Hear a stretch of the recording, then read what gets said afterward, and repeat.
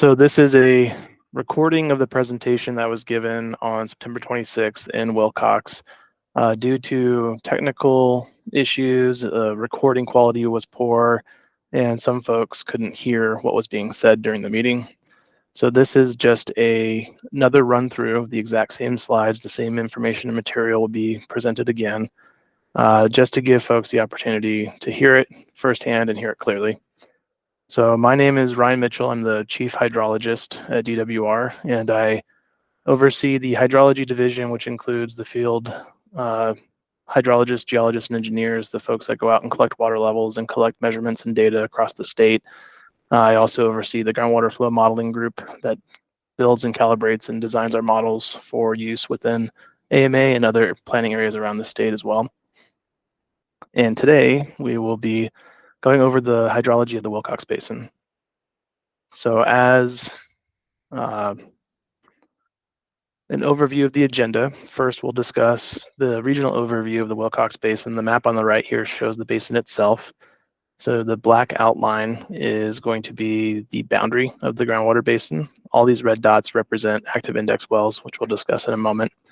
And in the bottom right corner, you see an index map. So it references you within the state of where Willcox is, so down in the southeastern corner of the state. But we'll go over some general regional overview data of the Willcox Basin. We'll discuss ADWR's index well line. We'll cover water budgets, what they are, what they mean, and how you evaluate water level trends and data. A brief discussion on ADWR's 2018 groundwater flow model for the Willcox Basin that we've published. Discuss some statistics of the water level change data per the open file report number 20. And then we'll get into some existing data that we have for the Willcox Basin. So that includes index well measurements, discharge measurements, water level trends, water level difference contours, and then ultimately we'll end up discussing land subsidence and earth fissures within the basin. So regional overview, here's another image of or map of the Willcox Basin with some of the cities and towns represented, some ephemeral streams and streets and highways, so you can kind of get a sense of the basin size itself. The Willcox Basin is a part of the Basin and Range Physiographic Province, so it's an extensional basin from, it's a function of when the Earth's crust begins to be pulled or stretched apart, and you have these big down-drop basins and high mountain peaks around the edges, and that's the regime, or the geologic regime of this basin. So it's a basin fill alluvial downdrop graben. The basin itself does contain a large evaporative playa. That's the Willcox playa. It's a remnant of the Pleistocene age lake coaches. So one of the depositional environments of the basin was of fine-grained lake bed sediments. And what is left after thousands of years of that type of environment is you have this large evaporative playa with fine-grained material located right here in the center of the basin, and that is the Willcox playa. The elevation of the basin in the bottom of the basin, or at least in the lowest point, is still over 4,000 feet above mean sea level, and the highest points around the edges of the basin, around the mountain peaks near Mount Graham, is you're getting close to 11,000 feet, but not quite. All the surface water within this basin is internally draining, which means wherever the rain and water collects and it doesn't necessarily run through the basin and leave, it actually all comes in and collects and goes towards the center of the basin. And it is a groundwater basin, meaning that because the bedrock is deep, but it's full of alluvial material, that as the water over the thousands and thousands of years has been coming into the basin, it will fill and saturate that basin fill material, the sand and gravel and clays that comprise the basin, and that we call an alluvial aquifer system. The sediments include basin fill sediments, which can be really big and coarse and like rocks, like gravel. Some of it can be rounded, some of it's really angular, but it can also be really fine, which is what the lake bed deposits are. So there is a mixture of depositional energies in the basin. So you do have the fine stuff mixed in with the coarse grain stuff. And because of that, you do have perched hydrostratigraphic units. So you do have different head pressures at depth, and you do have confined to semi-confined, and you do have a lot of different aquifer conditions. So it's not just one big bathtub full of sand. It's a bathtub full of sand and fine-grained stuff, and then more sand and more fine-grained stuff. So it's very highly variable. And when you do have fine-grained stuff and coarse-grained stuff interbedded and kind of layered on top of each other, you can have confined conditions and unconfined conditions. Precipitation in the basin, we do get about a foot, a little less than a foot at the valley floor, and that's per year on average. And then as you go up in elevation, you get out of the basin towards the mountains, the precipitation ranges from about 14 to 18 inches per year. So this next slide is showing a map of the state of Arizona, and there's a bunch of dots all over it. And this map is showing you all of our index wells. The index wells are the wells that ADWR field hydrologists will go out and collect water level measurements from. And so it's our active index line. So we try to add wells to it. Sometimes we lose access to some wells and we need to replace them. We try to get as many as we can. And the colors of the dots that you see on the map just represent the frequency of when these wells are visited and data is collected. So blue dots are annually, green dots are semi-annually, so twice a year. Red are quarterly, and then the orange ones are monthly. Any and all water level data that we collect when we're out in the field is loaded into the groundwater site inventory interactive web map. So GWSI, groundwater site inventory. And if you go to this link at the bottom of the page, it will launch a map for you. That's an interactive web map, just like Google Earth or Google Maps, and you can pan and zoom and look around the state. And anywhere that you see a dot on that map, you can click on it, and it'll give you all the information for that well. It'll give you the location information, the depth and diameter. It'll also tell you what water levels we have collected from that well. It'll say how many we've collected, and it'll also give you a chance to pop them open and look at them on a graph or a plot. And we'll do that a little bit later here in a second. So existing data for the Willcox Basin, like I said, that this is the same image we saw at the beginning of the presentation, and it shows the boundary in black and then the red dots inside. These red dots represent the current active index wells. So we've had more active wells over the years, and like I said, we gain and lose some over time, but these are wells that we currently go out and measure annually. 4 of them are actually on transducers. So if you're on a transducer, that means the water level is measured continuously, automatically throughout the day, and we collect multiple measurements per day. And then it will either be transmitted each night to the groundwater site inventory database, the GWSI database, or it'll be stored on a little memory logger there at the wellhead. And 3 times a year, our guys would go out and download that data. So we have 4 wells in the Willcox Basin currently that are outfitted with transducers. We plan on installing a few more in the coming months. Then we have 48 wells that we measure by hand every year annually. And the map on the right is just showing you where they are, where they're distributed inside the basin. In addition to these regular index wells that we measure on a high frequency, we also periodically will conduct basin sweeps. And a basin sweep is when we take all of our field guys that are available, so we get as many people as we can, and we go out to any one given basin, and we do a lot of prep work ahead of time. So we'll call ahead and set and schedule measurements with homeowners, but we try to collect as many water levels as we possibly can in like a week or two, a really short time period. And when we do these large basin sweeps, we collect, essentially we're getting a snapshot of the water table because we're going to get hundreds of measurements in just a week or two. And that gives us an idea of exactly right then in that moment what the aquifer looks like, what the water table looks like. Areas will be lower than some, areas will be higher than others, and we want to get a sense of what does that water table surface look like in a snapshot kind of visualization. And in the Willcox Basin itself, we've conducted 6 basin sweeps since 1990. And in those 6 basin sweeps, we have collected 4,627 water level measurements in just those sweeps alone. So that doesn't include our annual measurements. So we add that all together and we have thousands of water level measurements to evaluate when looking at the Willcox Basin.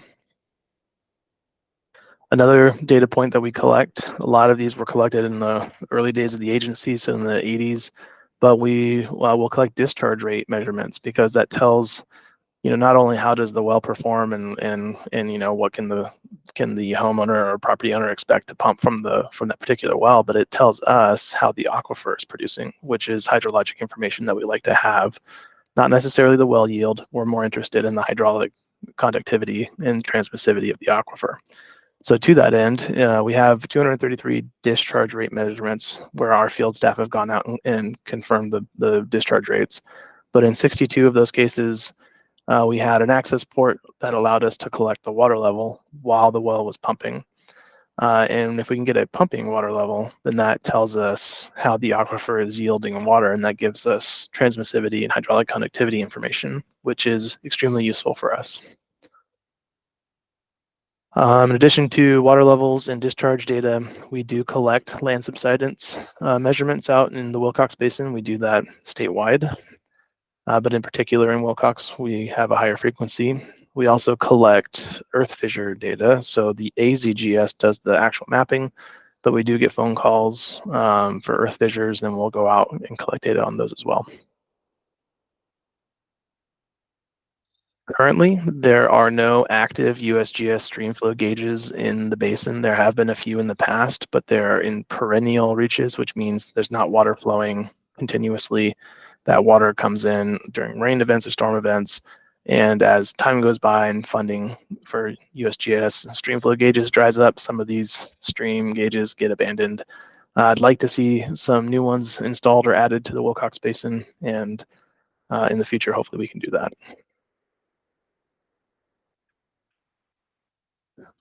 So this slide, the next two slides, are going to talk briefly about a regional groundwater flow model that the department built and published. It was published in 2018. The model itself takes a number of years to develop and to calibrate, and so the data, the period of record for the model that it simulates is between 1940 and 2015. So a 75-year period of time. This blue hyperlink here in the presentation will take you to the modeling report. We welcome anyone to read up on our model, how we developed it, and we'll go into too much detail here. Just to show that, or to say that the model itself was designed to create a digital simulation or version of the Willcox Basin, primarily because we don't have pumping data for all the wells within this basin, especially not going back to the 40s. So we don't know exactly how much water is being withdrawn based on empirical reported values. So the way that you try to figure that out is you can build a model and say we don't know what the pumping rates were, but we do know what the hydraulic conductivity and transmissivity and storage values are, and we know where all the water levels, like what water level data we do have that we've collected. We know what the water level table was doing over time, and then we tell the model, like, here are the things that we do know. One of the things we don't know is exactly or precisely how much groundwater pumping has been done. And the model will actually fit and calibrate to our water level data into all the stuff that we do know. And then it'll help us estimate or kind of try to figure out, are we pumping more than is naturally recharging into the basin? In other words, is our aquifer basin here in equilibrium? Or is our water budget okay? Or are we exceeding our outflows versus inflows? So a model is a tool, and models are great, but they are limited. So real, measured data is always better if you can get it. But when we built and calibrated this model, we ran it for the simulated period of 1940 to 2015. And after we were done calibrating the model and we got it to simulate real world conditions really closely, we noticed, or we observed that it is showing the same water level decline that we are measuring when we go out in the field. So that's a good thing. That means the model's matching the real world conditions. And then once we have that established and we have a model that can simulate the real world conditions, we can start asking some questions. And one of the questions we wanted to know was, from 1940 to 2015, just how much water have we actually removed from the basin? So how much has been mined? And an estimated 5.7 million acre feet of groundwater was mined from storage between 1940 and 2015. And that is how much water has been removed. While there's still water coming in year after year, there's still mountain front recharge occurring. There's still other components of the water budget that are active and happening. But even despite all of the recharge or natural mountain front type recharge, there was still a delta in the year over year that we're still removing more water than we're getting in. And over time, that represents in the model as drawdown cones or cones of depression or areas of depletion. And so you can see that we observed, 400 plus feet of drawdown here in the Kansas settlement area, which is consistent with the empirical hand measured water levels that we've taken and collected over several decades. So 5.7 million acre feet of groundwater is a lot. So an acre foot is if you had an acre of land in front of you and you covered the entire thing with 1 foot of water. That's how much water is 1 acre foot. So 5.7 million acre feet of groundwater is a non-trivial volume. And if we were all to stop pumping, if all the humans in the basin were to disappear and the basin were to be left to its own devices and have the natural recharge occurring year over year, it would take approximately 280 years for the aquifer to recover back to that 1940, like pre-development aquifer conditions. So this is, a staggering number, and it represents a resource that's finite that is being currently mined or overpumped. So next we'll discuss water budgets. So water budgets are simple in concept but difficult in practice, and I'll explain what this equation means. It's kind of easy once you have the terms explained to you, but it is complicated once you try to dig in and get the details. The image here on the bottom is just a schematic of a groundwater basin. So you have mountains on the edge that kind of bound the basin. Then you've got bedrock along the bottom that kind of is the bottom impermeable zone of the basin. And inside of it, you have all of this basin fill material. So that's going to be your sand and gravel and clays and just the sediment. And so when the water collects in the basin, this is the stuff that becomes saturated. And once it's saturated and the water is there in the material, that's what we call an aquifer or an underground aquifer. The images here within this basin are just to show the complexity. You've got different types of trees, you have surface water that adds to it, you have wells that pump, you've got rain coming in, you've got plants and farms. There's just a lot going on, very dynamic. So to look at we'll jump back to what the equation for a water budget is. We have a term here called P plus, and then we have another term that's QN. So P is precipitation, so that's the rainfall coming out of the atmosphere into the basin. Q is just a hydrology term that means flow. So QN means any water that's flowing in. So that's surface water coming in from rivers or streams or creeks. Also, that includes groundwater that would be coming from an adjacent basin, because basins can have flow in between the two basins, especially if they're lined up on top of each other. Then we have an equal sign. So now we're on the other side of the equation where we have a term called ET, and this stands for evapotranspiration.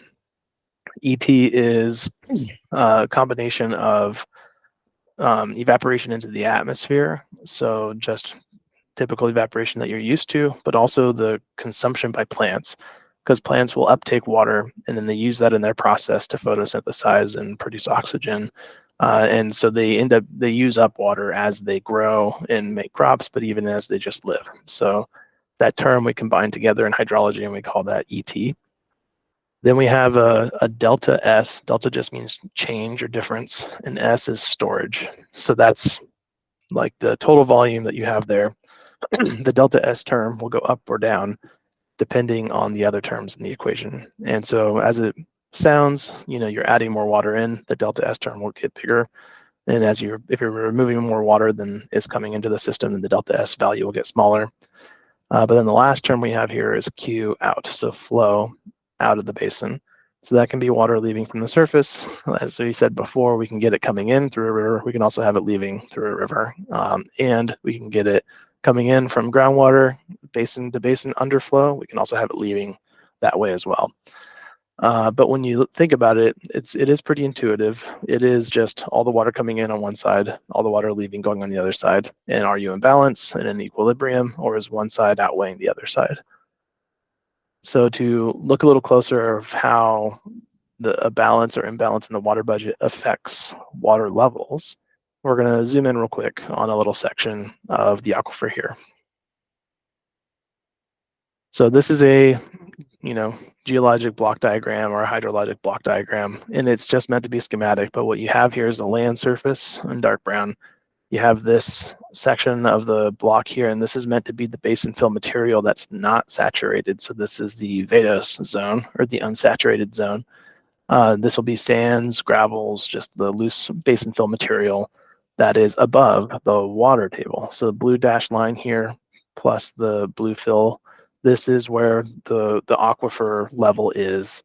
So if we were to take a sounder and measure the depth to water right here in this particular well, as soon as we got to this depth, our instrumentation would beep at us at the surface.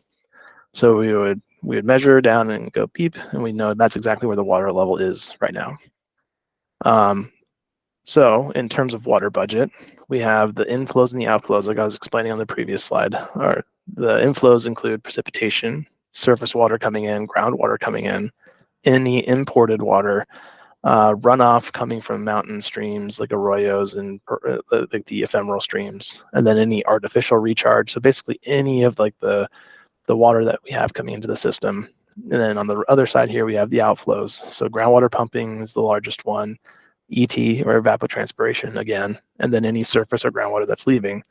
Another thing I wanted to point out too is that the term is water budget, and it is pretty applicable to consider this as like a bank account or a financial type budget. Your inflows are your payments, the money you're receiving, the stuff that's going into your bank account. You could have multiple sources of money coming in, and then the outflows will be what you're spending. And what you have left in your bank account, it would be your storage volume. So how much is actually there? So that's the delta S term from the previous slide. But in a water budget, if your inflows are greater than your outflows, so your precipitation, surface water, groundwater, anything that you have coming in, if your water coming into your bank is greater than how much you're spending, then what you'll see in the water level here in this schematic diagram is you'll see the water level going up. You'll see it going up over time. You'll see it year after year after year. You'll see it keep rising, keep rising, keep rising. And that is essentially your aquifer storage is growing, or your bank account is growing, right? Conversely, if your outflows are greater than your inflows, so you're pumping, your ET, your surface or groundwater discharges, if any of those, if your outflows are larger than your inflows, then if we were standing here collecting a water level year over year, over year over year, you would see the water depth of water going down. You'd see the water level dropping over time. So we may not know exactly what all of we don't have the reported pumping values, so we may not know exactly how much is being pumped, but we do know what the water level trends over time. So there are a few different ways to look at water level data over time. One way here is to look at it statistically. In other words, let's look at all of the water level trends. Let's say, are they going up, going down, by how much? And just kind of look at it as like a big collection of numbers, right? And doing this type of statistical comparison or statistical analysis kind of just helps you to just say, hey, where are the areas where we need to be focusing? So this slide and the next couple slides actually are slides that the department presented to the Governor's Water Policy Council last fall in 2023. And what we did is we took this open file report number 20, so it's a publication of the departments. This blue first hyperlink right here will take you to the publication if anyone wants to see it. This is where we report the water level data year over year as we complete water years, and we go through the reporting periods, and we go through the QA/QC checks, and then we publish them. So they do lag like a year or two behind on the calendar year, just based on when these are published. The raw water level data are always available in real time on the GWSI website, interactive web map.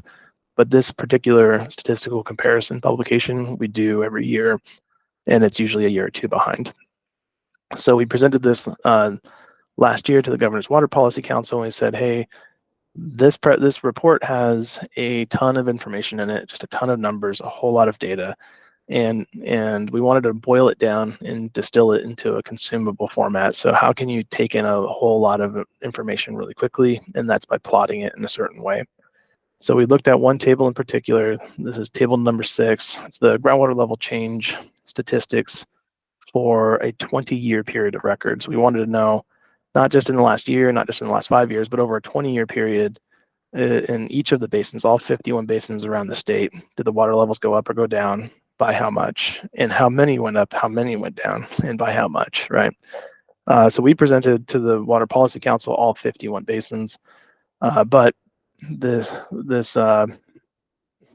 style of presentation that we gave was a box and whisker plot.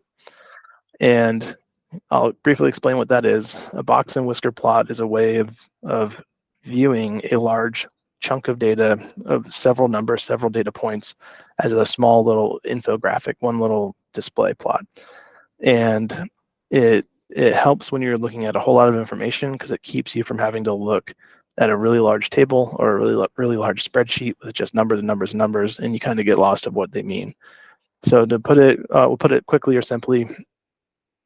On a box and whisker plot, we take all the data for, let's say, in one basin, and we line it all up from smallest to largest, and then we split it into 4 even chunks. And so the first quarter of the data, from the smallest number to the first quarter of the small numbers, we call that the lower quartile. So that's going to be from the minimum number all the way up to, hey, we have, if there's 100 measurements, the first 25 measurements fall right here. So that would be the 25th percentile. This next section of a box and whisker plot is a rectangle, and that actually takes the next 2 quartiles, the next 2 25% chunks. So 50%, the middle 50% of the data will be represented by the size and distribution of that interior box. I'll call that the inner quartile range. And then from that 75th up to the 100th, so the last 25% chunk, we call that the upper quartile. So when you see a plot like this, you're saying, all right, minimum value, maximum value, 25% of the data is here, 25% of it's here. This blue line actually will split the box for you. The next 25% and then the bottom. And then for every one of these box and whisker plots, we also put a little X in the center, which represents the average. So then if you were to average all of those data, where would the average fall? And we put that down as an X. So you can have a collection of hundreds of pieces of data, and you can see it as just one box and whisker plot, and that kind of helps you understand, okay, what is the trend? So like I said, we did this for all 51 basins, and a few basins stood out to us, including the Willcox Basin. I'll also note that in any large chunk of data, you occasionally have outliers. So an outlier we represent by little dots above and below. So if all the data were, between 5 and 10, so 5, 6, 7, 7, 7, 8, 8, 9, 9, 10, and then you line it all up, but then you have like a 53. You don't want to ignore it. It was a real piece of data that was collected. So we do want to keep it in the data set, but we just want to flag it and let people know there is this other data point, but it's either really high or really low compared to the rest of the data. So we call those outliers, and they do show up on these plots. But like I said, 3 basins stood out, including Willcox. And in the Governor's Water Policy Council meeting, we showed this map, and we said there are 3 basins that are currently not in any kind of regulatory structure or framework. So not AMA, not an INA, not a transportation basin. There's nothing about them. They're rural basins that are currently unregulated. That when looking at the OFR number 20, looking at that table 6 that had the 20-year period of record, and looking at their water level trends statistically, all show declining water levels. So here's the box and whisker plot for Willcox. That means here is our minimum. 25% of the data is falling into this grouping. The next 50% falls into the box grouping, and then the final 25% fall here. Here's the mean and then the average. There was an outlier here as well. But we say, these are basins that we need to look a little closer at and see what's going on. If you look over here on the map on the right, this is the whole state. All 51 of the basins are outlined in blue. You can see the Willcox Basin here, and there's a pink blob in the middle of the basin. That pink blob is just the mapped land subsidence that we have measured and collected within the basin and where it falls. So all three of these basins not only have the declining water level statistics for 20-year period of record, but they also all are experiencing land subsidence. And we'll discuss what that is here in a second. So we know from that OFR 20 publication that we have a lot of wells that are showing declining water levels over that 20-year period. In fact, all of them did in that table. So the next thing we would want to do if you're trying to figure out what's going on and look a little closer is, well, let's look at the actual data and look at each of the wells that we have information on and what are their water level trends doing. And if you remember from the water budget slides, how it seems really intuitive, but if the outflows are exceeding the inflows, then you collect a water level measurement in the well over time and you'd see that measurement going down year over year over year. And that tells you that your outflows are greater, that you're not in equilibrium, that you're mining the aquifer, right? So we're going to look at a bunch of hydrographs down through the basin. So on the left side is the Willcox Basin. The red line is the outline for the basin again. The pink are the blobs of land subsidence. And all of these blue dots represent the locations of the GWSI, index well locations. Once again, the link here is at the bottom for anyone who wants to pop that map open and look around. If you do, you'll see the same distribution of wells.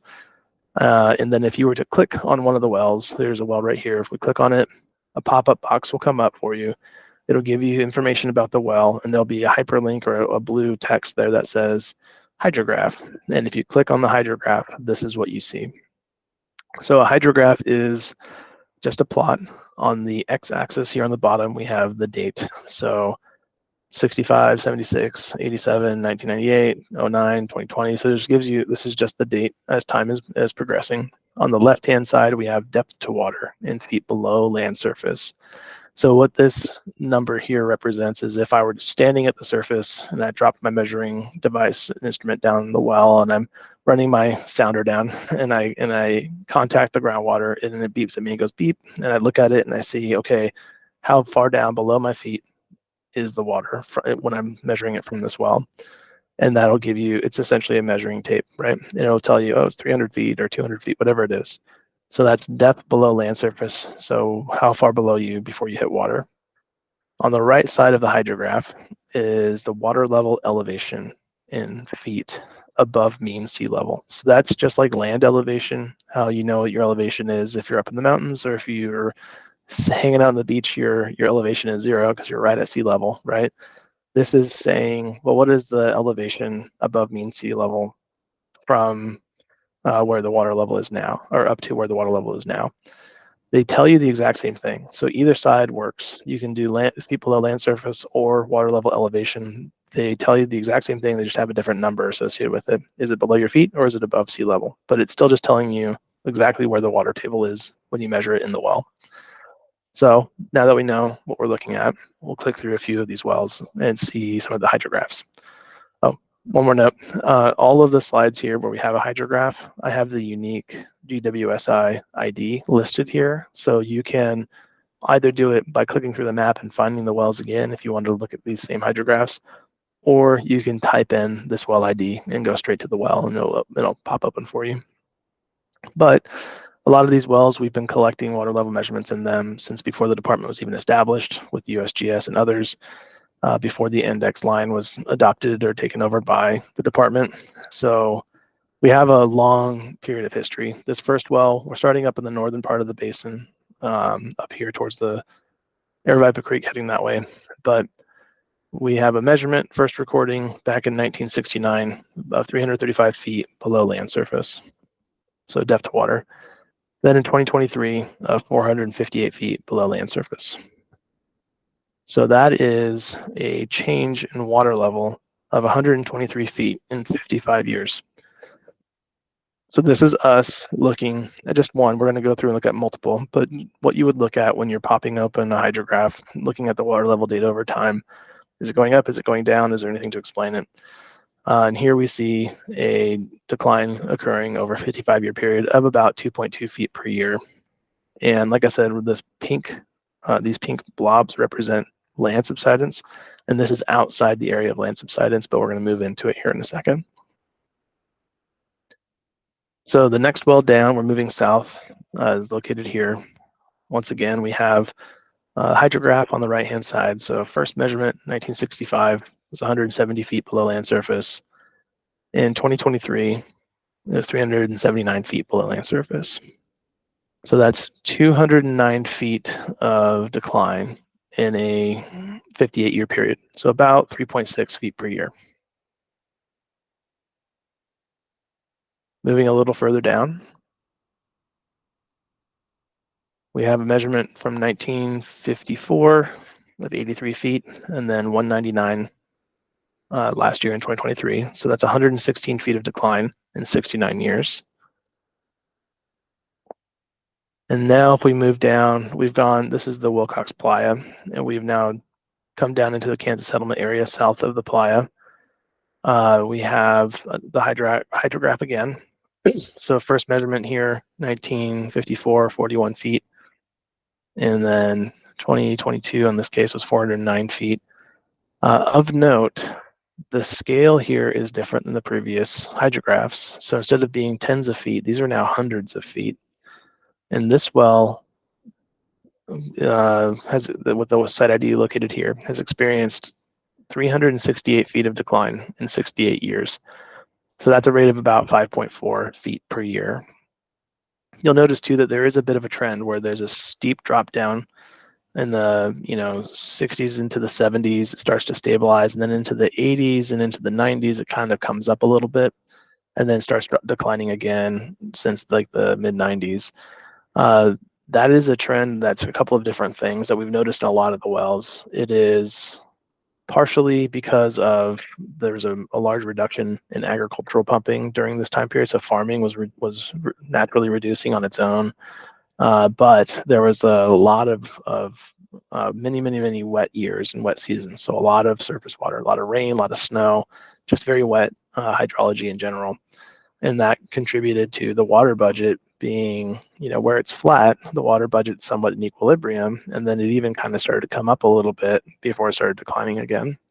And like I said, that kind of squiggly trend, that sinusoidal trend, we'll see in a few of the wells down in the Kansas settlement area. So a little bit further south, we see a similar trend, right? So the steep decline as ag pumping was extreme in the 60s, 50s and 60s, and then a leveling out, slight rise, and then back to a decline again. But in this well, 1953 is the first measurement, so 42 feet below land surface. Last year was 444 feet below land surface. So that's 402 feet of decline in 68 years.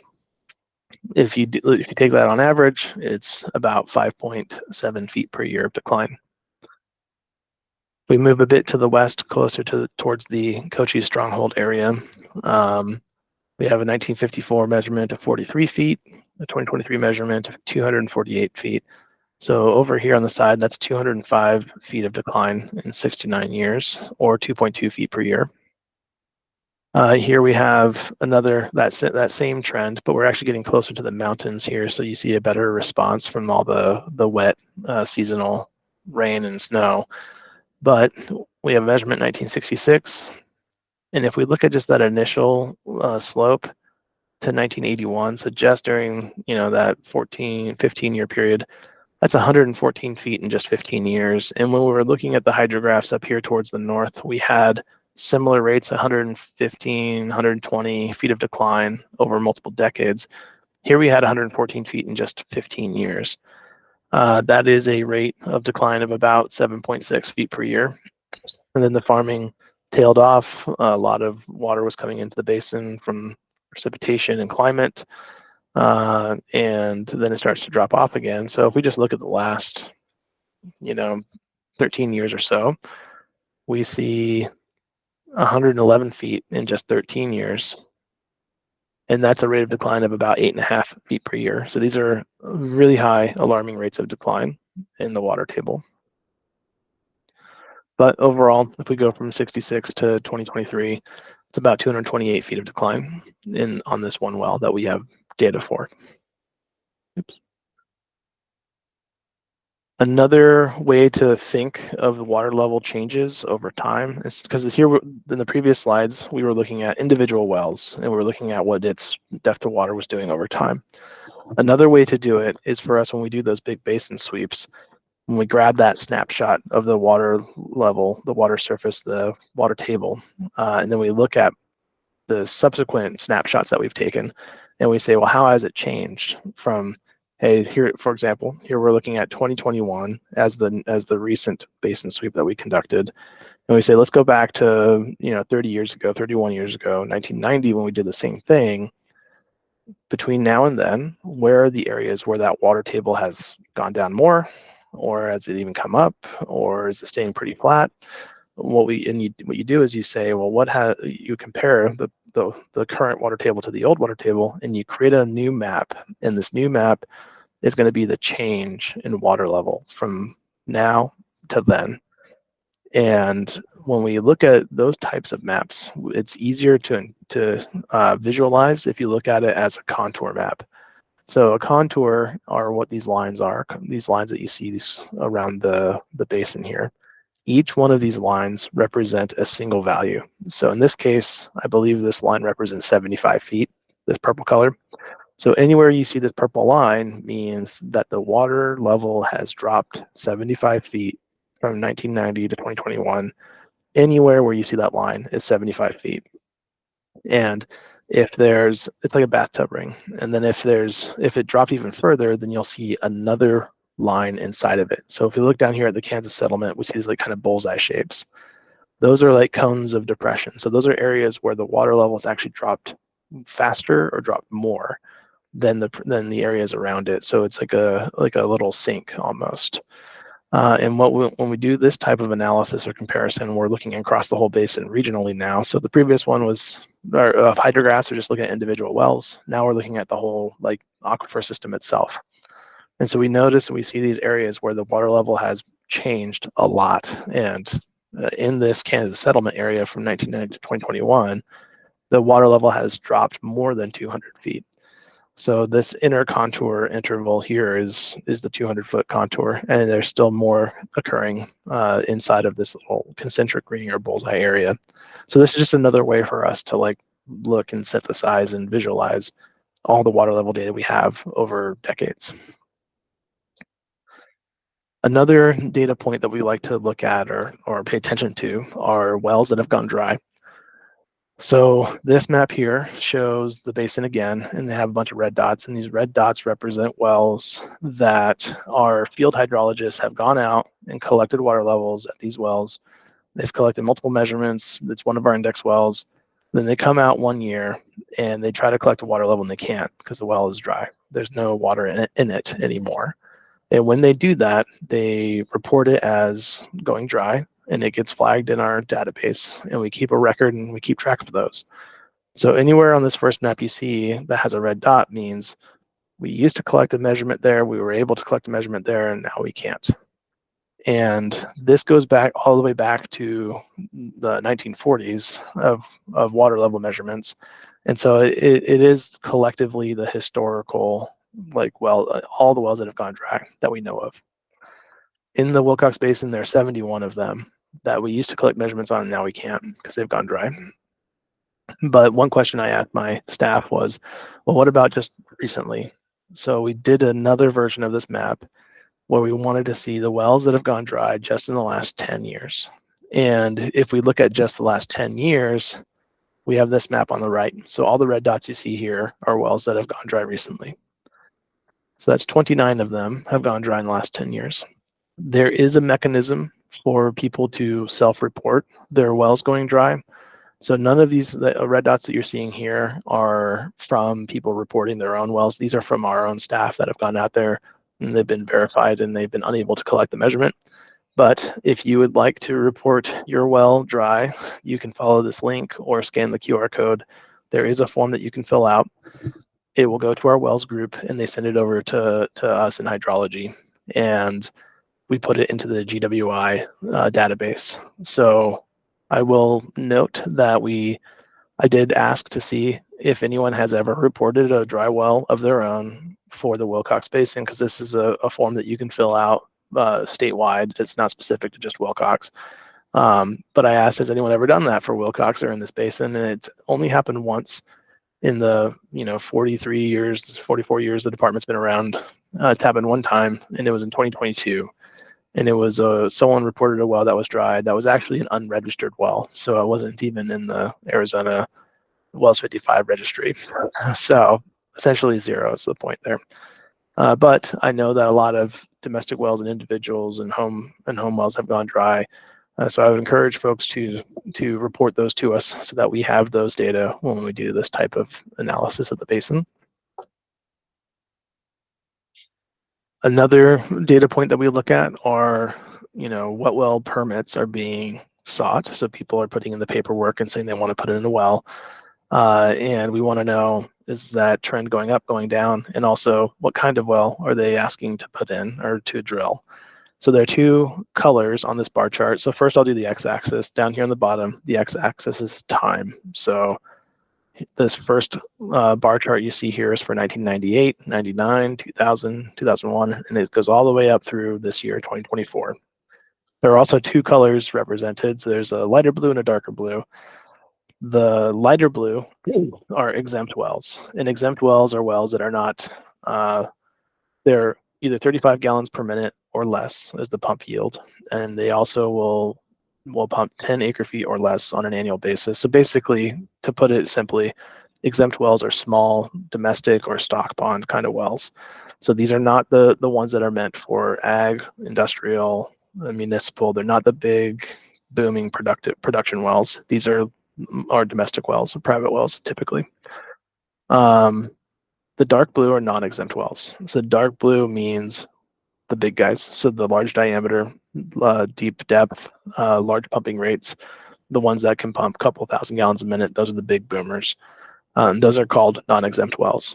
So when we look and we plot, all right, how many well permits were sought each year? So that's the number you see on top. So 112, 106, 89, 95. So that's this number. That's the total number of well permits that people applied for each year.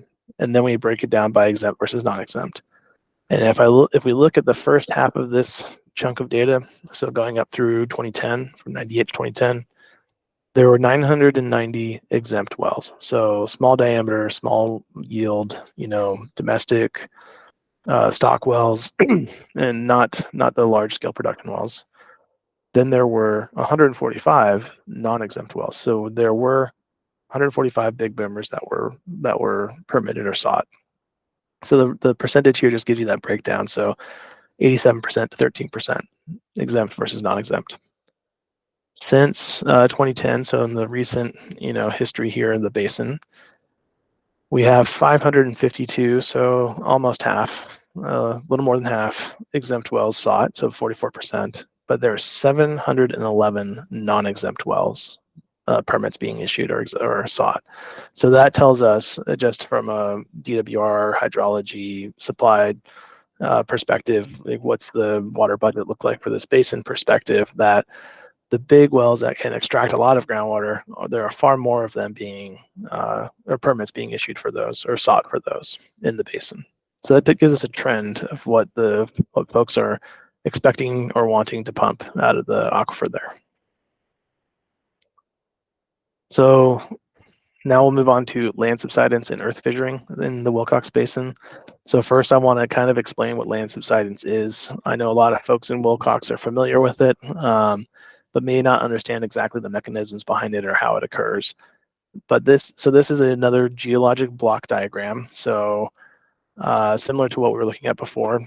Land surface, unsaturated alluvium. This is the saturated stuff, so this is where the aquifer unit is. Excuse me. Land subsidence is something that happens when the aquifer that was saturated. This area here had the water in the interstitial pore space. There was a lot of groundwater there, and then when you deplete the aquifer and the formation starts to compact.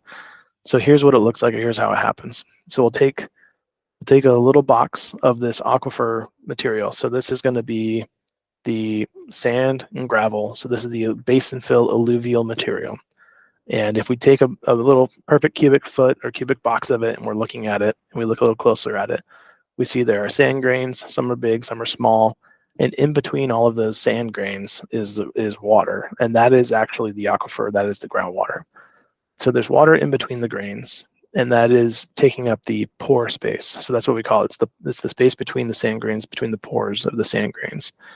And just like how when you go deep underwater in your swimming pool or in a lake, how the water pressure goes up as you go deeper, deeper, deeper, you feel more pressure, it's pushing on your body more. It actually makes your ears want to pop, right? The same thing happens within an aquifer. As you go deeper, there's something called hydrostatic pressure. So that's the water pressure. And that hydrostatic pressure is the same thing that makes your ears want to pop.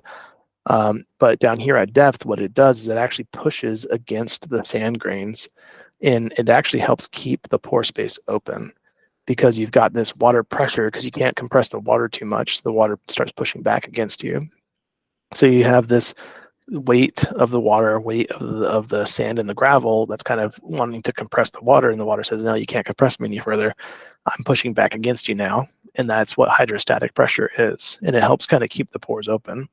So groundwater can move through this pore space, and that's how groundwater flows from one area to another, is through these spaces in between the sand grains and the pore space. So when you have a basin fill aquifer that's been developing over thousands of years, and you've got this big saturated aquifer that's been down there for thousands of years, and you start to dewater it or you deplete it, you're drawing the water level down. You now start exposing sections of this basin fill material. You're taking the water out of it where it's always had water since it was developed and formed. And so what you're doing is you're actually removing that hydrostatic pressure, and you're destabilizing the skeleton of the aquifer. So you're actually destabilizing the sand grains that where there were pore space.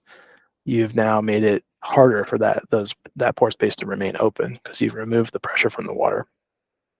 So here's kind of what it looks like when you do that. So the water level drops. Now, what does it look like within our little box? Now we don't have the water taking up the space in between the pores or in between the sand grains. And when that occurs, the formation will close off or squeeze down and compact that pore space. So it doesn't like having the air there where it used to have the water, because air has less pressure than water pressure. So it wants to compress now, and it kind of squeezes. And what used to be a perfect box, a perfect cube, is now a flattened or shortened box. And this is what land subsidence is.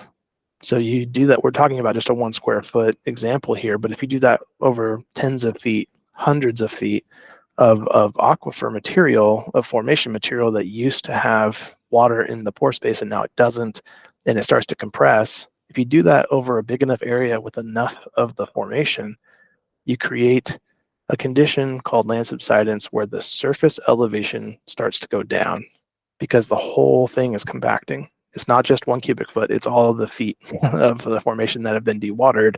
You are now starting to compress all of it. And we can measure that across these basins.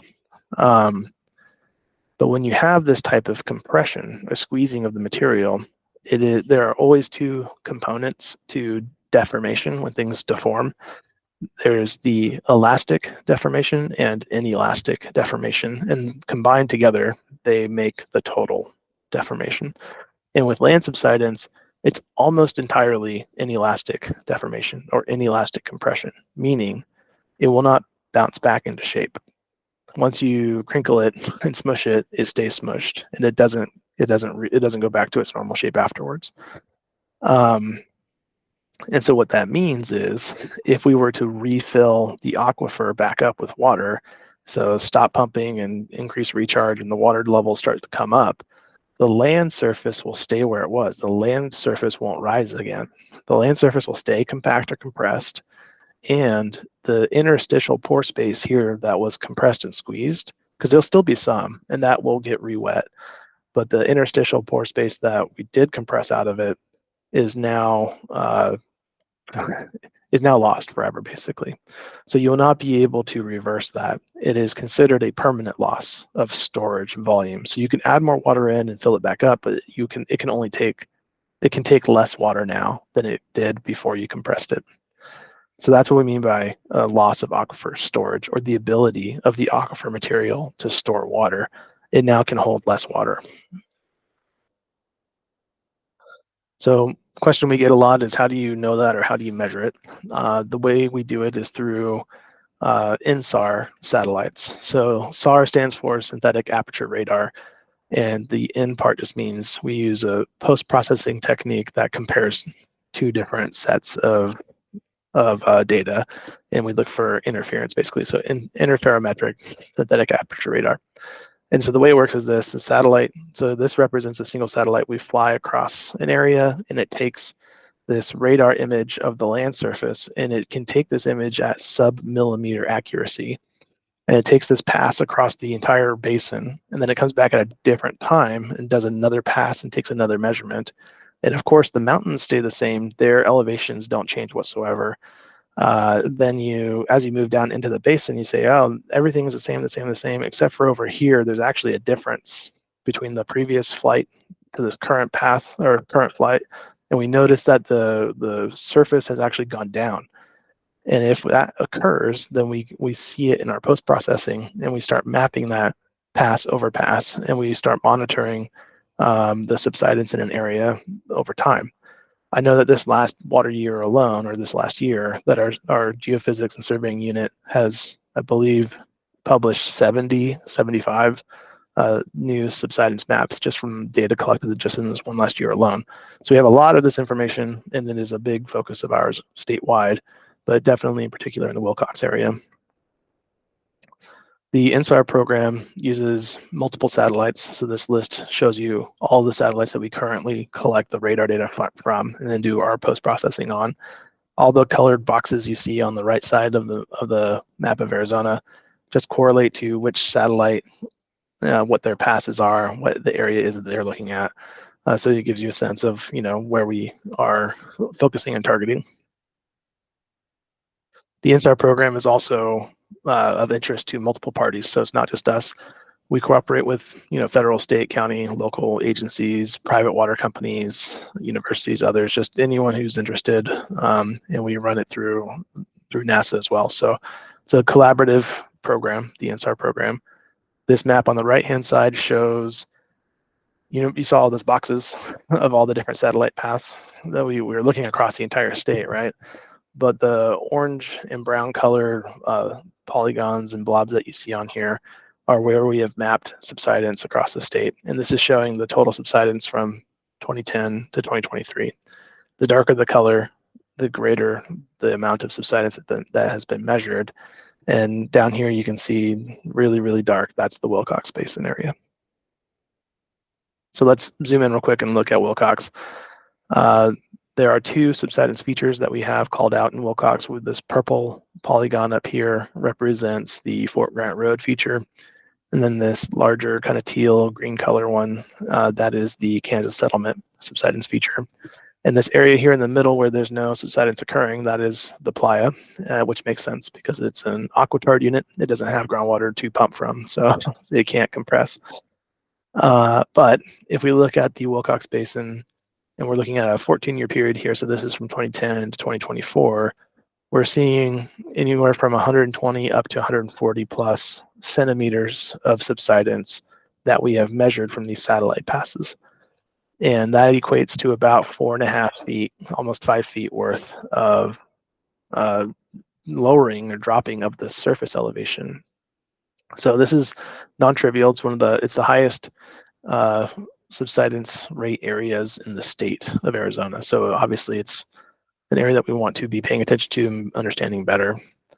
This blue hyperlink here on the right will take you to our subsidence section of our hydrology webpage, where you can see all those different map series that I was talking about. You can see these. You can look at Willcox. You can look at other areas around the state. Encourage anyone and everyone to go check it out. But in addition to the total amount of subsidence that we've measured, a more meaningful data point, in my opinion, is actually the rate of subsidence. So here, this slide is looking at, in a 1 year, so 12-month period in 1996, how much subsidence did we measure in that 1 year period? And where was it, right? So this map is showing you where it is too. And what this does is it tells us, okay, rate of subsidence then, what's the rate of subsidence as time goes on? Is the rate of subsidence going up or going down? So in other words, this is like your speed. You're driving on the highway. Are you going faster now? Or are you going slower now? I mean, you're still moving, but are you speeding up? And if we look in 1996, we see that there was a subsidence rate change of about 1 to 3 centimeters over this 1 year period. So that's about 0.4 to 1.2 inches per year. And remember, this is from dewatering the aquifer, soils compacting, and it's been doing it long enough that you're starting to see the land surface dropping, and we're measuring that. Now, if we look at this last year, so over a 12-month period this last year, we see that in certain areas, the subsidence rate is actually about 7 centimeters per year. So that's greater than 2.8 inches per year, getting close to 3 inches a year. So that's the rate of subsidence, and that rate of subsidence has gone up significantly since 1996. So the thing about subsidence, now that we know what causes it, which is you have to draw the water down, you have to dewater that material then has to start to collapse on itself and compress, and then you start to see it happening at the surface. The fact that we're seeing the rate of subsidence increasing over time tells us that this is going to be persistent. This is going to be persistent. This needs to be addressed now. It's going to take a while to see the change. And what that means is, if everyone were to stop pumping and everyone to disappear tomorrow, humans just evaporate off the planet, the subsidence in the Willcox Basin would be continuing for a few decades before it's stabilized and stopped dropping. So this is a big problem. It's something that we need to be addressing right now. Here's an image of our geophysics and surveying unit manager, our supervisor, Brian Conway. He's a brilliant geophysicist. He's holding up the iconic sign, that ruler that's showing you, hey, back in 1969, the land surface elevation was way up here. Now in 2024, it's way down here. So that's 11.5 feet of subsidence that has been measured since 1969 at this location here in the basin, Willcox. And these are photos to show you guys, like, hey, land subsidence is something that you measure with a satellite, but what are the pieces of evidence that I can look at with my own eyes of it occurring or happening around me? So we're going to look at something here. This is called a floating well pad. So here's a well. It was drilled, it was installed, and when it was drilled and installed, they poured a cement pad around the wellhead. And over time, the land has gone down and compacted and subsided, but the well casing has some of its own integrity, its own strength, and it's actually holding itself rigid. Not entirely, but it is holding itself rigid. And as the land goes down below it, the well pad itself is stuck to the casing. So you see it floating up in the air. So this is a visual clue or representation that is letting you know that the whole area is actually dropping and going down. So this is near the Apache generating station. We did, at the time this photo was taken, I want to say this was close to 30 inches from the ground to the cement pad. So you say that's 30 inches at least of land subsidence that I can see without having to use a satellite, right? But it's important to note that there's more subsidence than that that's going on. It's just that it's collapsing the casing below the land surface. So whenever you do have land subsidence, it can easily destroy your well because it crinkles it like a soda can. So the formation is compacting or compressing. So just imagine you're squeezing a soda can. It'll crinkle in and close and fail. Your casing, the integrity of your casing will fail down at depth. So that's why a well that has a floating well pad like this doesn't have a pump on it, is because the casing's probably failed and collapsed at some depth below the surface. So this well is no longer usable. Here's another one out in the Kansas settlement area. You can see the pad went across here and then collapsed on itself because it was being held up. Here's another one that was lifted up and then it broke due to its own weight. Here's a different one. So that one was up and high, but it looks like a pretty thick pad, so then it cracked under its own weight. And in addition to subsidence, we also have an artifact of subsidence. It's something that happens after subsidence occurs, typically, something that we call earth fissures. So earth fissures, they're all over the Willcox Basin, and they are caused by subsidence. They're a feature of subsidence. They're mapped by the AZGS, so the Arizona Geological Survey will come out and map them, and they have, since 2023, mapped about 48.76 miles. It's probably, we know that it's more than that by now, but as of this July of 2023, they've mapped just under 50 miles of earth fissures in the Willcox Basin. So I'm going to toggle here back and forth just a little bit. You see little black lines showing up in the subsidence features. So the northern feature is the Fort Grant Road feature, and the southern one's the Kansas Settlement feature. It's kind of hard to tell where these black lines are. So we zoom in, we're going to look at the two subsidence features and show the earth fissures again, but this time in red. So on the left side, that's the southern part of the basin. On the right side here in the purple outline is the northern part of the basin, and you can see all the earth fissures in red that we have. The Cochise Stronghold area, this is like the Appalachians kind of area on the right. And earth fissures are not only, I'm going to explain what they are and how they form and how they relate to subsidence here in a second, but they are a geohazard for sure, and they endanger property and homes and roads, and occasionally, horses or animals and things can fall into them, so they can be harmful to people and livestock as well. So how do they form? What are they? So this is a schematic cross-section cutting through a basin again. So the brown paper bag looking stuff will be bedrock. So these are your mountains on the edges, the bedrock down below you, and then the mountains on the side again. The layers or different things that you see inside here are just like the sand and the gravel, so the formation material. So basin fill aquifer systems, which is what the Willcox Basin is. This top line here is just the land surface elevation. The blue line is going to be the water table. And just how mountains are irregular at the surface when they're exposed, they're actually irregular under the basin fill as well. They're not smooth, like cut, sections of bedrock where the alluvium is sitting right on top. They actually do have ups and downs. They have valleys and they have ridges, and you can have a ridge line under the alluvium or under the basin fill where there's bedrock high. It's a high relative to the rest of the basin, but it's still buried by the basin fill material, so you can't see it when you're standing in the middle.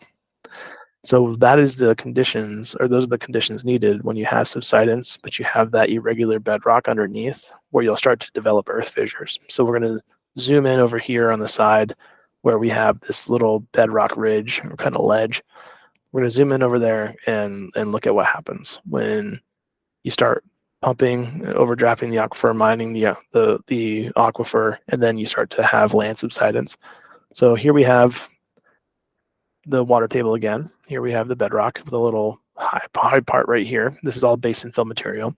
So if we're pumping and the water table is dropping, and then we start to have subsidence, something funny happens here. So I'll do that part again. When all of this wants to compress and subside, but we have a piece of bedrock like this right here, that's keeping the right side from subsiding, but the left side is actually continuing to drop.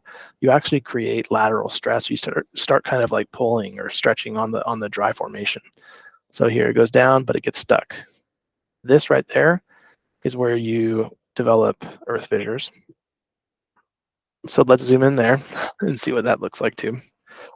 So this is just a geologic block diagram again. So imagine this is the basin fill material that has now been dewatered and dried, right? So there's no aquifer here. This is that upper section that's unsaturated, right? When you have land subsidence, so remember one side's dropping more than the other because the shelf or bedrock underneath the surface is kind of holding or propping that side up. the other side is continuing to drop, the whole basin over there is continuing to drop, you start actually getting lateral stresses. So you start pulling on the formation side to side, right? Because you're stretching on one half. And as the stresses grow, you create these hairline tension cracks that form from that bottom like ridge line on up to the surface. And you create, basically it's like a breaking point with that dry, unsaturated material. So you get these hairline cracks that form. There could be a whole bunch of them, but that's not an earth fissure yet, right? So you have to have subsidence, so dewatering first, subsidence next, bedrock, shallow bedrock in the alluvium next. You start getting the hairline fractures, and then you have to have surface water coming in. So typically rain in our basins. So surface water will infiltrate those hairline cracks because those hairline cracks are an easy path for the water to get down, and water likes to move downhill. So water will come in through these cracks and start traveling through them, and over time they start to erode the hairline crack below the surface. They start to erode these like openings or void spaces. And it doesn't happen just after one rain event. It has to be multiple rain events over and over and over.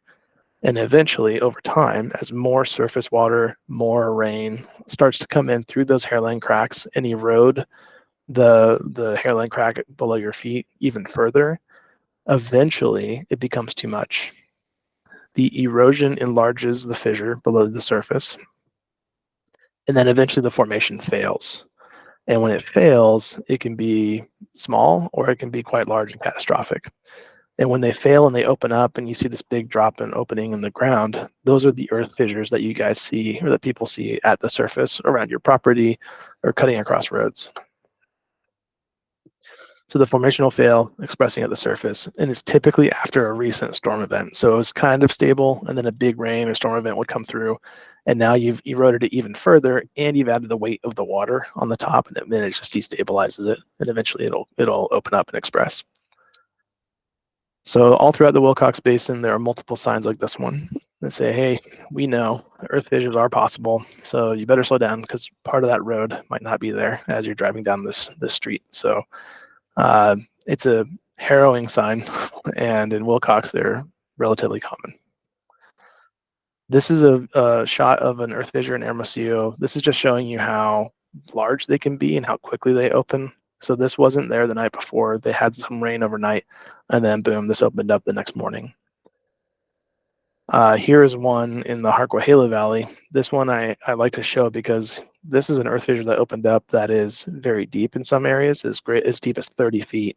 So if this thing opened up 30 feet in front of you, or you didn't know it was there before, and you were to fall in, or you have cattle or a horse that would fall in, it can be life-threatening for sure. Here's an image of a car that in Queen Creek. Now you can see the little rain puddle. So it had recently rained, so it had just opened up. This earth fissure did. They were driving, and the front wheels drove across that hairline crack, but then the formation failed underneath them, and the back wheels never made it over. So this vehicle got stuck high-centered, crossing over this earth fissure as it opened. Next is a short video that shows this exact fissure as it was opening. So this video was taken right next to this car, actually. It is, 20 or like 2007 flip phone camera, so it's not great quality, but of note, it's important to see just how much water is sheeting into that crack. So that's a lot of water coming in, and it's not spilling over, it's going somewhere. So it's actually falling down into those void spaces and leaving. I wouldn't be standing here taking this video if it were me, but it tells you just how large the subsurface erosion in void space can be. This is a video, it's a drone video. Let's see if it's going to play.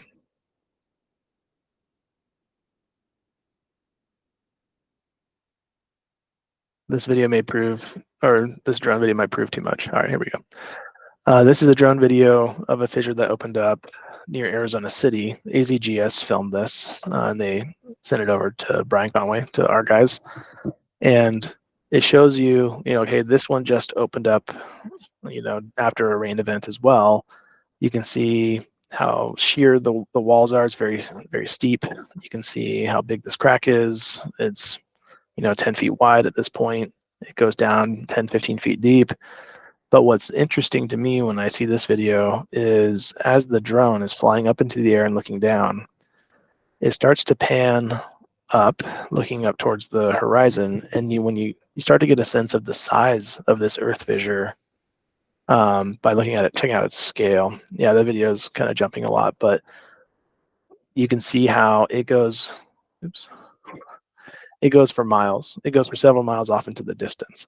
So they're usually, they can be small, sure, they can be like small fissures, but they can also be several miles long when they do open up and express.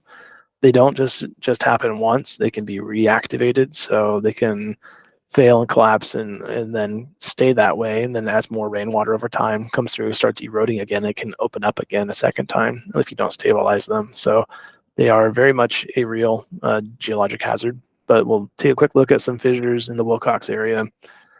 So here's one in Sulphur Hills. You can see the hills in the background. This is a good, 10, 12, 15 feet across on certain sections, going all the way back, and it's actually coming up towards a stock pond or tank.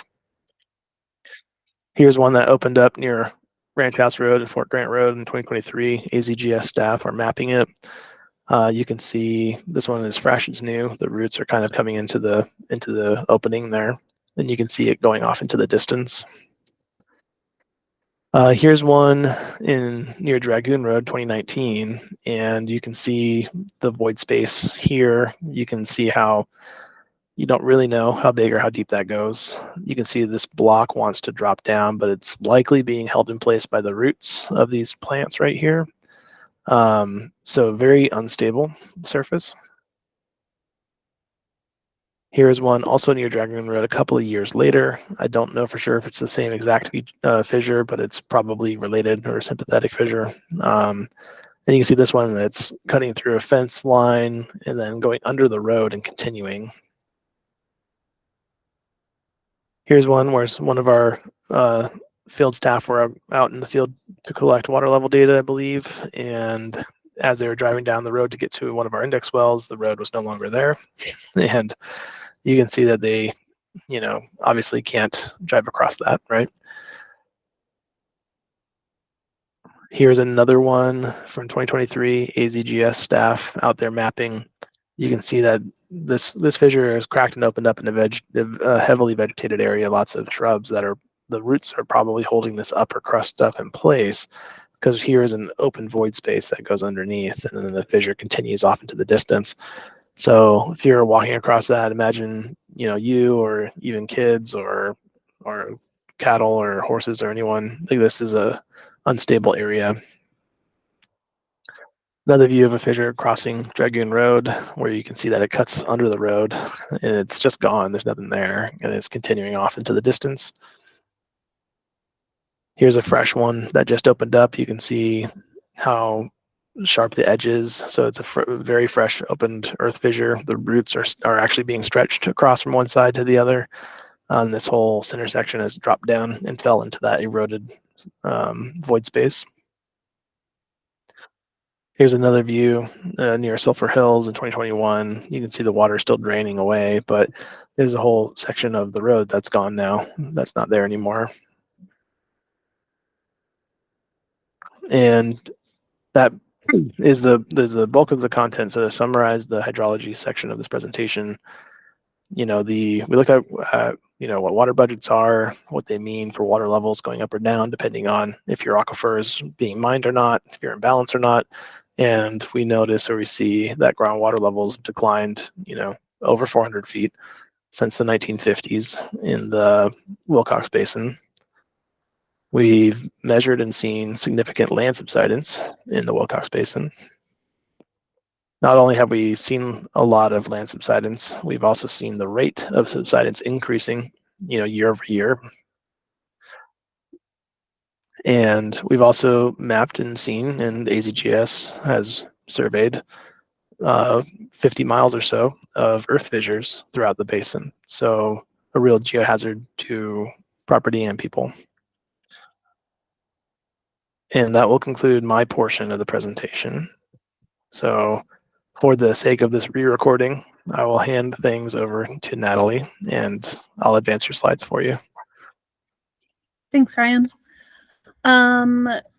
Good afternoon, I guess, depending on when folks are listening to this. Maybe not afternoon, but again, this is a re-recording of the presentation that we did in Willcox.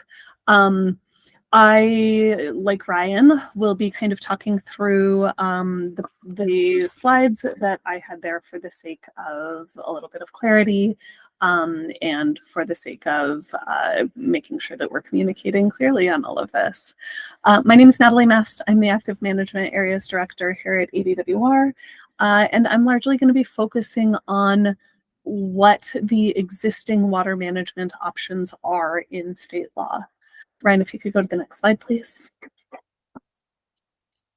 So a lot of Arizona's statutory structure when it comes to groundwater was passed as a part of the Groundwater Management Act in 1980. So you'll hear us refer to that Groundwater Management Act, or kind of our statutory structure, our legal, our state law structure throughout this. That act created the Arizona Department of Water Resources, and ADWR is responsible for administering the statutes and associated rules and regulations under that act.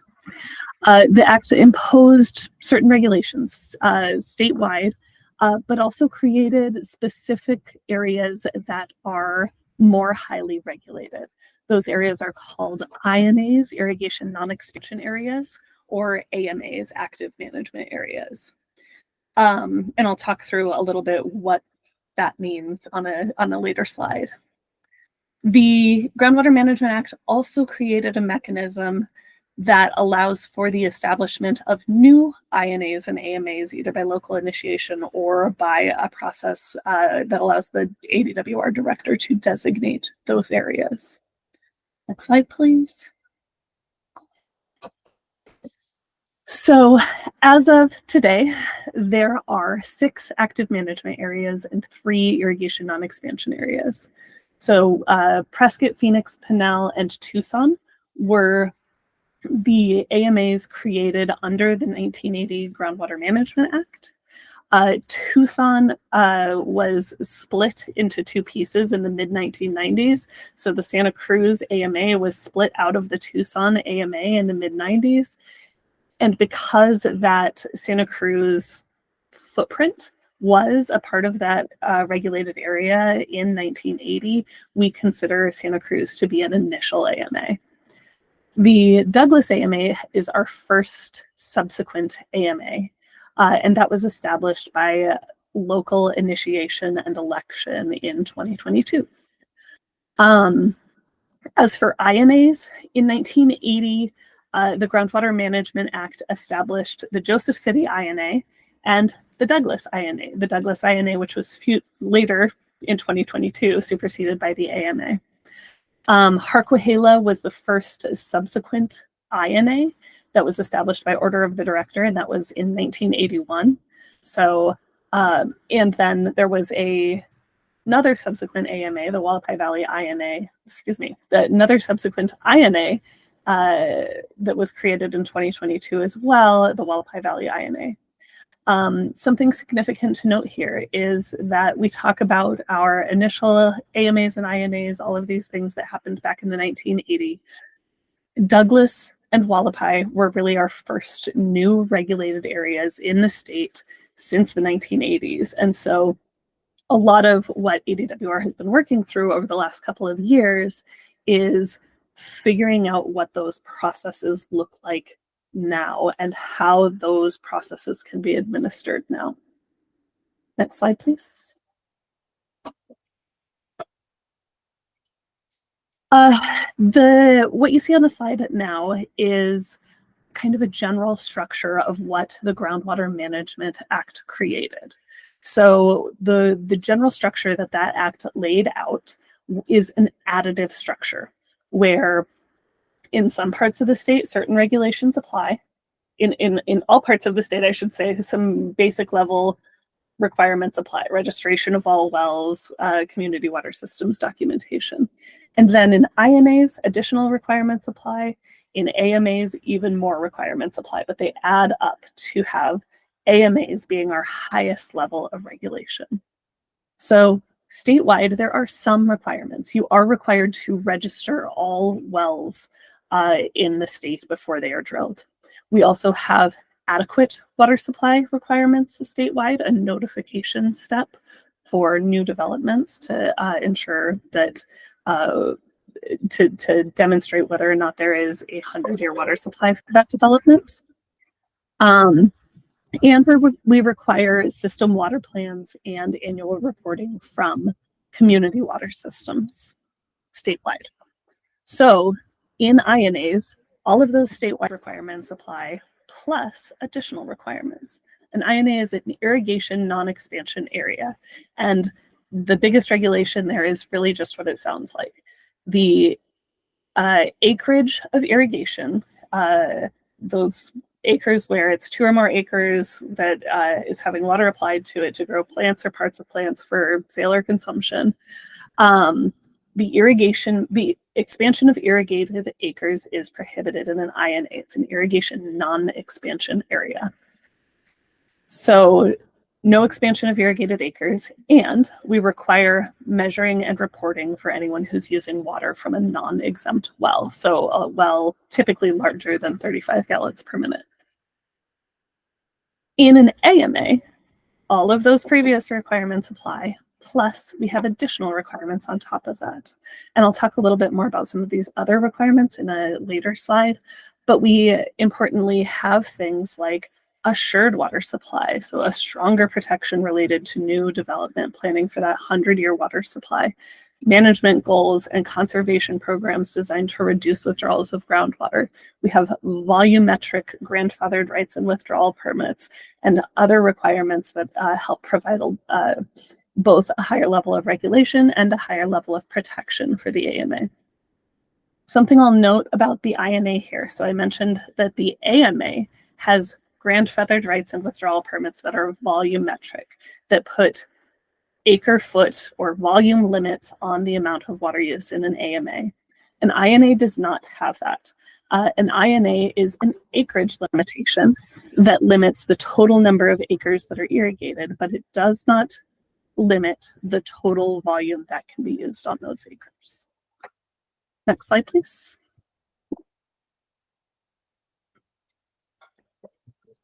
So in an active management area, again, this is our highest level of groundwater regulation, highest level of groundwater protections that we have within current state law in the state.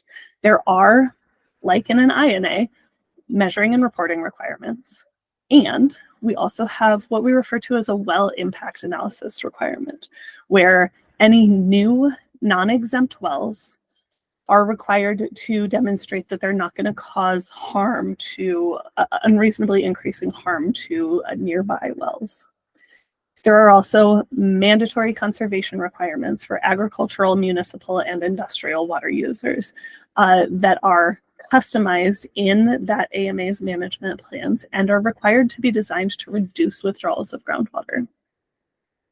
An AMA also has assured water supply rather than adequate water supply. So this is a permitting step where new developments are required to demonstrate that they have 100 years worth of water supply available to support that development. This is really intended as a consumer protection for those homeowners, checking that there would be enough water available for 100 years for those homes. Next slide, please. So what we're showing here is the process for initiation of these regulated areas. There are 2 ways to initiate a new regulated area, either an INA or an AMA. One is by local election, and that's what's showed on this slide. And I also have another slide that will show the process by which the director of ADWR can initiate a new regulated area. So what you'll notice is that there's similarities here, but there's also some differences. So for local initiation for an INA, the process is petition and then a hearing by ADWR. ADWR considers specific criteria and comments that are received during that hearing process, and then the ADWR director makes a decision on whether to establish that INA. For local initiation for an AMA, there's a petition process, just like with the INA, but the result of that petition is a local election instead of a hearing and decision by the director. Local election, and then upon the certification of that election, the majority vote determines whether the AMA is established or not. This is how the Douglas AMA was established. This is exactly what occurred in Willcox as well in 2022 and failed for the Willcox vote. Next slide, please. So this slide, like I said, the previous slide showed the process for local initiation. This slide shows the process for an ADWR initiated process to consider whether to establish a new INA or AMA. For these two, the process is really similar. Hearing, we consider the statutory criteria for those areas, and then there's a decision by the ADWR director, excuse me.